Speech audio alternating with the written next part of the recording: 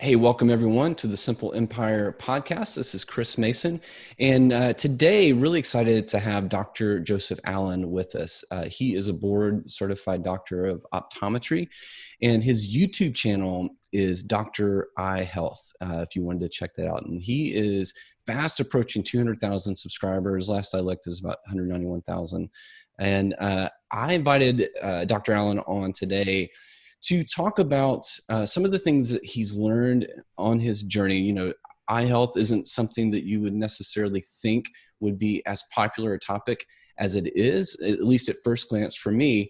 And so I'm really curious, and I hope you're curious as well, to learn about what his journey was like getting started on his YouTube channel, and building that community, and then getting in that rhythm of creating content, feeding the beast. So Dr. Allen, thank you so much for being with us here today. Hey, thank you so much, Chris.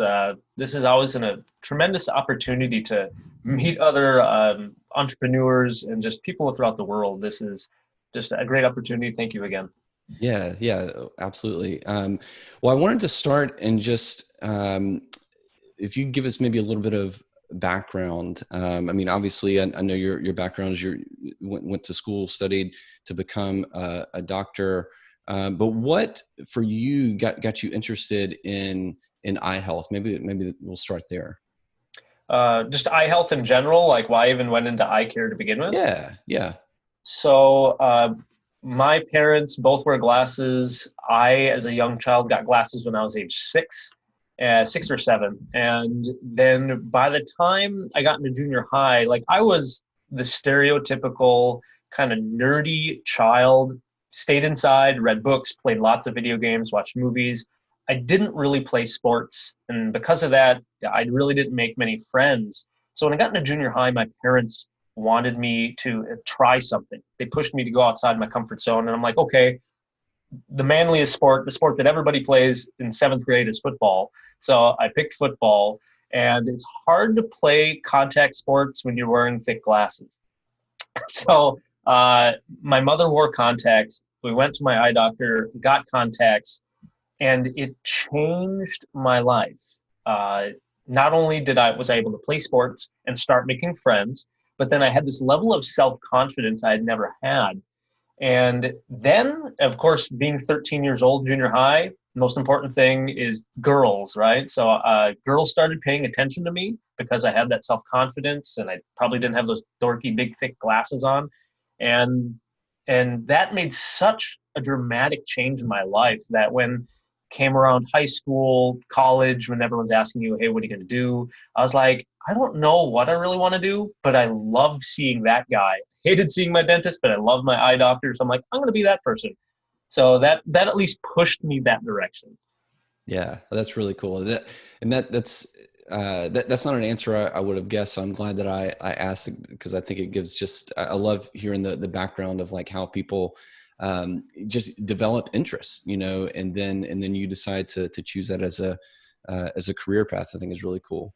So so you make that decision. You go and you start studying.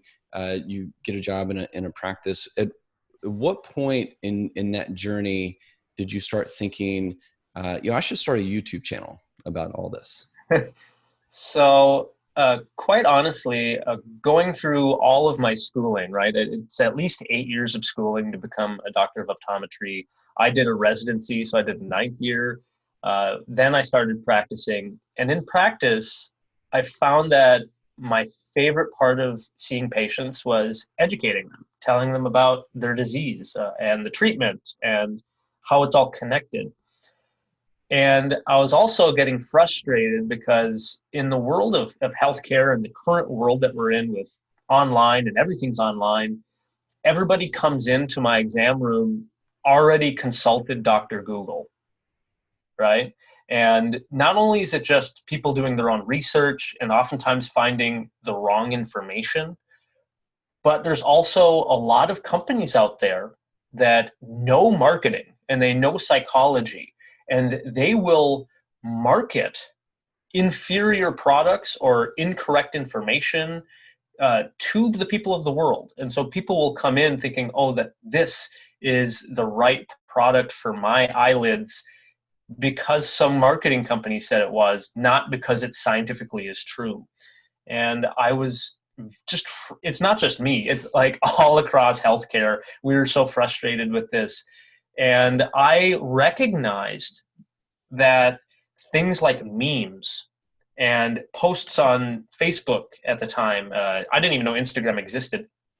But I recognized the power of that. And this was right around 2016 when it was the Russians being involved in swaying perspectives in the 2016 election. And I started to recognize, wow, like this is super powerful. And I remember creating a post on Facebook, but didn't know how to do it. And it was just kind of in the back of my mind for about 3-4 months.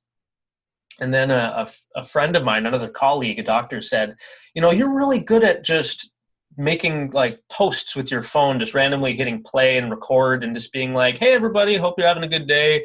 We'll talk to you later. And eventually I remember laying in my couch watching an episode, some sort of cooking show, and thinking, wow, wouldn't it be nice if there was a TV show or some sort of educational resource so that if people had vision problems, they could learn this information from somebody who really knows it rather than just like finding somebody's blog that was written in the basement. So that was kind of a long-winded story, but that was kind of what pushed me that direction as well.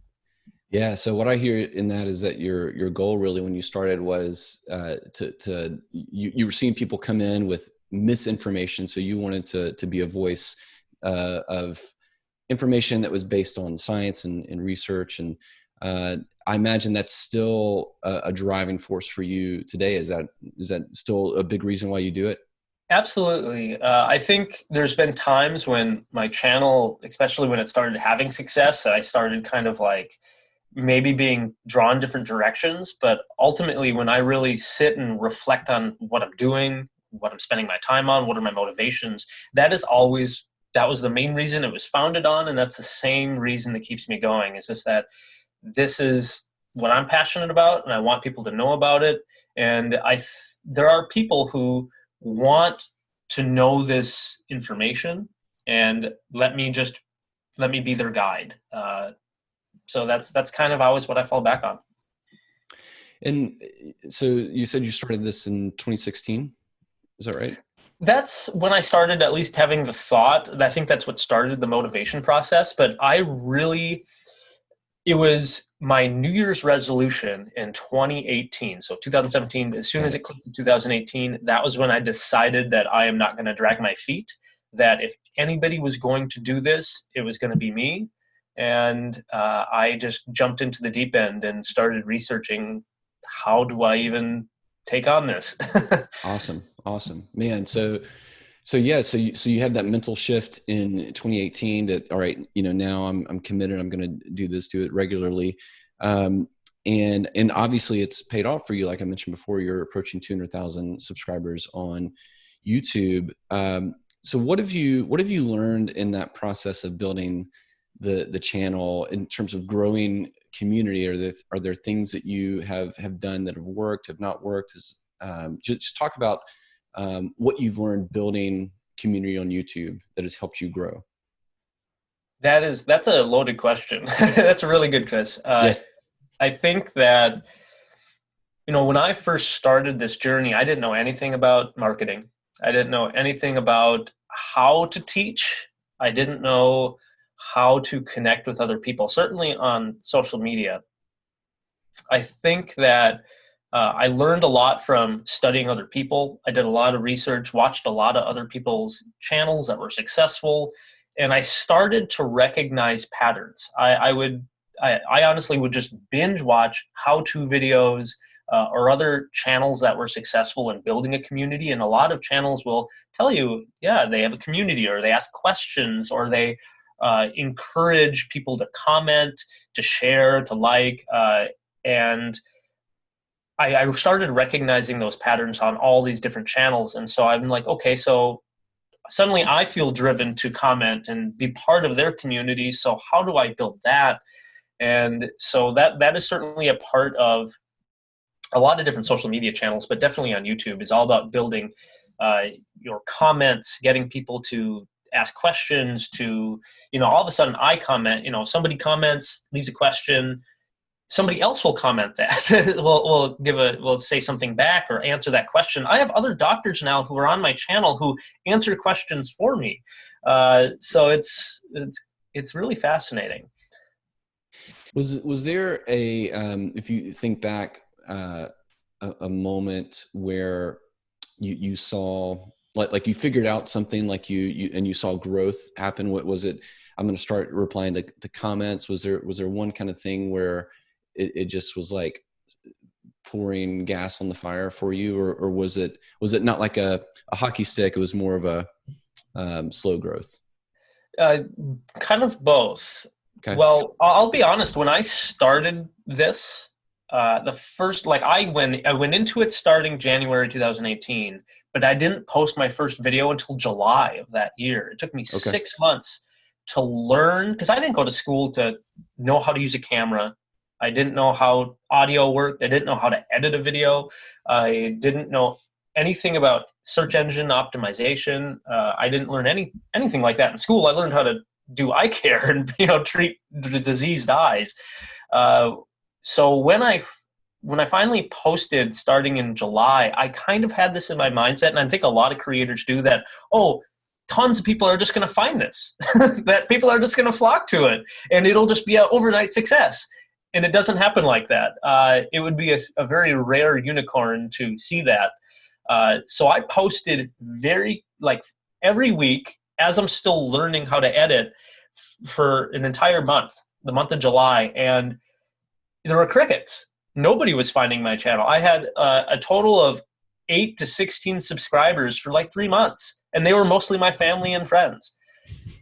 But then I started getting a few more.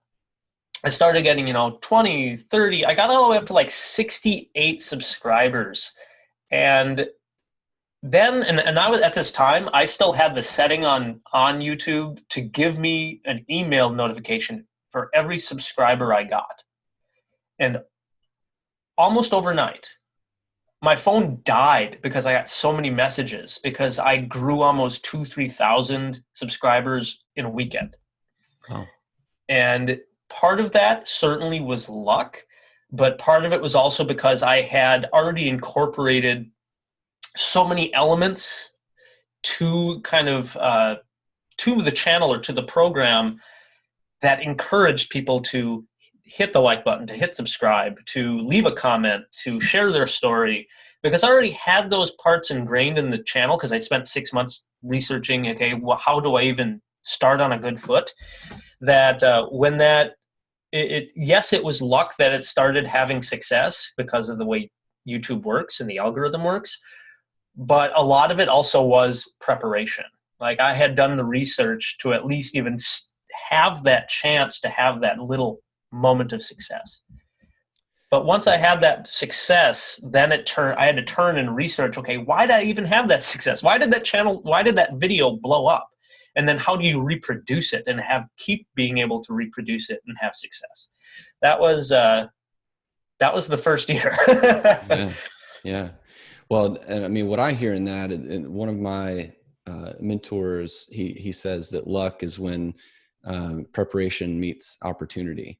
And so what I hear you saying in that is that, it was lucky, but it wouldn't have happened if you hadn't kind of laid the groundwork to then benefit from the YouTube algorithm. And so you see that spike, and that's got to be really motivating to see. Now I've got, over 1,000, 2,000 people following me. Do you then go into what kind of content am I going to start creating for these new subscribers? Got to keep this train going. How do you deal with the content and coming up for ideas around that? Right now I can tell you I have so many ideas. Yeah. I'm overwhelmed, and I have a hard time figuring out what video should I make next, because I have so many to make. There's a lot of white space, is what they would say in my profession, at least on on YouTube and on other social media channels. Early on, I already kind of followed almost my gut in that I knew what patients came in asking me every day. Like the most common question I hear every day in the clinic, really, what is astigmatism? What are these eye floaters? What are these floating spots in my vision? That was the video that really blew up for me, was that video. And again, I didn't know SEO. It was a little luck that I just happened to put in the right keywords and I said the right things. But it was but again, at least the platform is set up. And the other things at this time I was building were good questions, but they were there was also a mix of things that I personally, as a professional, wanted to share. But as I continue, and I still do this, I'm still not a full master at it, but I try to reflect on, okay, what is part of my viewer's journey? What question will help them the most right now? What questions are they even asking? So one of my big successes I've had was about contact lenses. Right now, especially, it's even more pertinent right now during COVID because everybody your glasses wear, Chris. Your glasses fog up if you're going outside and you have to wear a mask. Yep, 100%. So I did a video on how to prevent your glasses from fogging up. That one's doing really well because people need to know that right now. People are looking for that answer. And then one of the best answers to do that is if you're not a contact lens wearer, consider contacts. And so I did a whole video series on learning how to, if you're a beginner in contacts, how do you put them in? How do you take them out? How do you clean them? What is a better contact lens for you? Do you want a daily? Do you want a monthly? It really, and again, I'm getting better at it. I'm getting more laser focused on answering those questions and really serving my community. Because there are times when some of my videos just flop and I'm like, why is this? And if I reflect on it, it's probably like, because that's really not what people are looking for. They're not looking to know that information. There's a few people, and that's good, but it explains more of why one video will take off where other ones will fizzle out. Yeah, I mean, there's so many just marketing lessons in what you just said, because whatever you're selling or trying to communicate, I mean, marketing is just a means of trying to communicate value to somebody else so that they eventually want to do business with you. And you can't do that if you don't know the questions that are in their head. And there was this famous copywriter, Gary Halbert. He said, when you're writing copy, like, you want to enter the conversation that they're already having in their head. And that sounds exactly what you were able to do, like with the floaters and with the fogging glasses. I saw that one. And when I was looking at your channel, I had a ton of views. I was like, oh, that's perfect, because I experienced that. It's like, it's so annoying. And then yours was, put the tape on it. It was awesome. So there's, for anybody listening, like what Dr. Allen just shared is just fundamental to serving your community. And that's by knowing the kind of questions that they're asking. Along those lines, I'm curious, are you doing anything on your channel to start moving subscribers like onto an email list, or is it just staying on YouTube? That's been something I've been working on for almost a year now. I do have an email list. It's got 2,500 people on it, so not a huge amount, but for people who are specifically interested in knowing more about eye care, I think that's pretty good. I'm not doing the best in growing the email list, but it's something I'm working on. Right now, I'm rebuilding an entire website and planning a newsletter that goes out. That'll either be, maybe starting once a month to ideally once a week. I'm still a solopreneur, so you got to take this all on a bite at a time. But yes, there's so much more. And again, I'm a new student to marketing. This is not something I learned in school.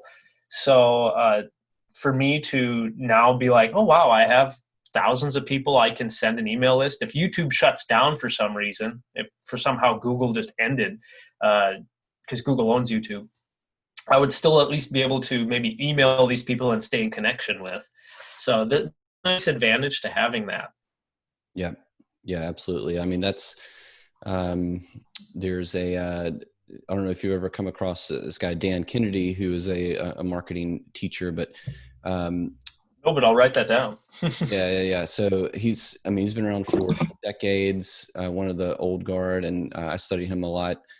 Folks listening will know who he is, but he has this quote where he says the most dangerous number in business is one.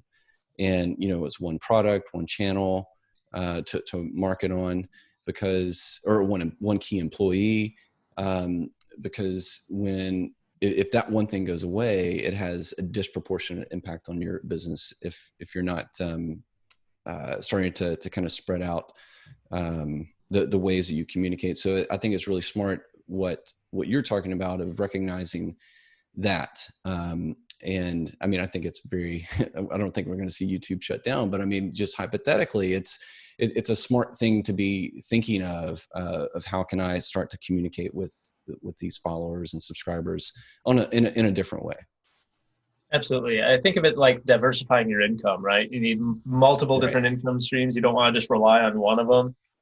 And, but yeah, so there's so many different avenues to go with that whole aspect of marketing, whether it be on YouTube, creating an email list, having a website. You can also share that information across different platforms and things like Instagram and of course, Twitter and questionable TikTok. Who knows how that's playing out with politics. But the whole aspect of building an email list is something I've heard about for a long time. The hard part, even for me, at least in my personal business, is that it's tough for me to figure out, okay, where or how do I serve my followers and take my business to the next level? Because at least in healthcare, there's liability things I need to consider. Of what line am I now suddenly treating somebody? Am I treating a patient, or am I just helping a viewer? And so that's something in my personal business, being in healthcare, I have to be a little bit more conscious about, because then there's legal liabilities involved. And I try to make it very obvious in my channel that I'm not treating people. I'm not prescribing things for patients. I'm just offering education. And I consistently encourage, hey, you need to speak to your local healthcare provider to really address your problem. But if you want to know more about your glaucoma, this is how we test it. This is how we treat it, that sort of thing. Yeah. Yeah. There are all kinds of, you're right, all kinds of different regulations, liabilities inside of your particular industry, which it doesn't exist for everyone, but it sounds like that there are ways to not get around it is the wrong word, but to address it, always check with your healthcare provider, that kind of thing. Yeah. A lot of disclaimers. Yeah. Disclaimers. That's what I was looking for. So with, wanting to focus on the email list, are you, even prior to that, are you doing anything to monetize your channel? Or is that not been a focus for you? What's your thought on monetizing that subscriber base? So just to kind of go back to my journey with all of this, when I started, I didn't think, kind of like you mentioned before, it's when you think eye care, maybe you don't think that there's a huge opportunity of people looking for this information. And so I kind of thought that too. And I thought, oh, like there's, I just thought, oh, I'd be doing this for my own personal benefit and fulfillment. And it would give me something to do other than come home and play video games. That was kind of when I initially thought of it. But once I started researching and learning how YouTube works and how social media works and how much work it takes to build this stuff, then I started connecting dots and seeing how it could potentially be monetized. Because I'll tell you, if you get into it as much as I am, this is a second full-time job for me. I've got my full-time job at the clinic 5-6 days a week, but then I come home and this is all I'm doing. Thankfully I've been able to somehow manage being married and keeping my wife happy with me. But I'm at the point now where I'm getting so much more fulfillment and I'm making enough income off of my YouTube channel and all my other kind of affiliates that I'm with, that I'm at the point where I can start to scale back the amount of days and hours I'm at the clinic, which also plays a little bit into my fulfillment. Again, I mentioned to you earlier, Chris, that I will always work in the clinic to some degree. I love seeing patients. That's what I went to school for. But I have really grown a whole level of fulfillment and opened so many doors of opportunity with building this channel that I think I would be a fool to not invest more time into it. So yes, I am monetizing the channel. With YouTube, there's AdSense. That's the easy way that a lot of channels and a lot of people put so much weight on. If your listeners here do not know about how AdSense works with Google and YouTube, it's basically views, right? Google makes money because they sell advertisement space, and you yourself, if your business wants, you can put an advertisement on Google, which is a brilliant idea, especially right now because prices are pretty low. But for me as a content creator, and everyone starts that, you watch a YouTube video at the beginning, they play an ad, and you can hit the skip button if you want. So Google is getting paid by these advertisers to play those advertisements. And because I'm making content that is showing this to people, I get about a 65% cut of that advertisement revenue, which is then paid to me at the end of the month based on how many views I get. So of people who actually viewed those advertisements. So that's one way, and that's why a lot of big channels make a lot of money, but it's unreliable. And that's the downside with AdSense and monetizing YouTube, is just that the views fluctuate so much. So I mean, if you have consistent views, that's amazing. You can generate a lot of money. But if you have a one-hit wonder video, boom, great, you got a lot of views over the course of a month or a season, but then it dies and fizzles out, and now you're no longer making revenue. So it's not something to fall back on. So many of the YouTube channels you'll see do things like affiliate marketing, sponsorships. Those I do as well. Whether I'm talking about contact lenses or glasses, if somebody wants to purchase those online through that, it's like I'm featuring this handmade frames like that are one of a kind that have your name engraved on it. If you want to get something like that, I can mention this product because they're a good product and I like them. And there's an affiliate process through that. And maybe my channel will get a 10% commission off of it. And I have disclaimers and I'm open about that. But I'm helping out viewers who will like that sort of information and want to find those products. And it helps me make this channel sustainable because it takes money to buy camera gear, and it takes time out of my day to edit videos or to hire an editor to help me, or to even purchase a website. It costs, everything costs a little bit. So you got to find some way to make it sustainable. Yep. So I'm trying my best to find as many avenues as I can without spreading myself too thin.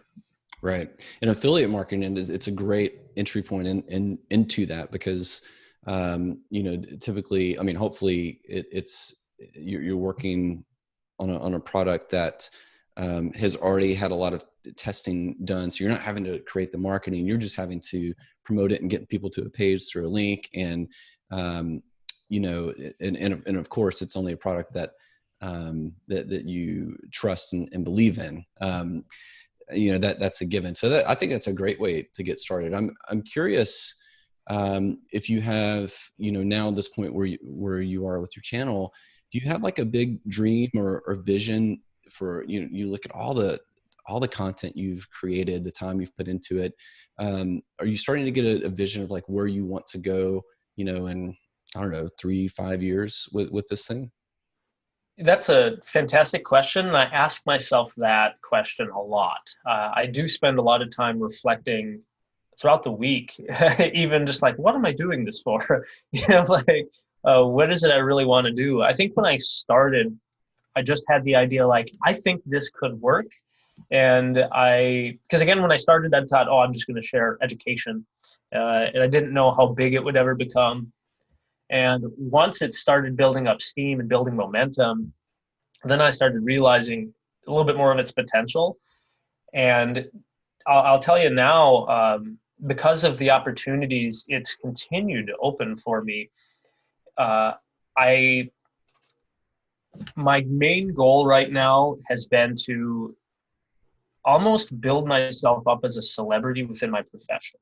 And it has. Being young in my profession, I've only been practicing 5 years, to be invited to speak internationally on stage in front of other doctors, whether I be teaching other doctors how to be better clinicians or teach other business owners how to build their own channel or market their business.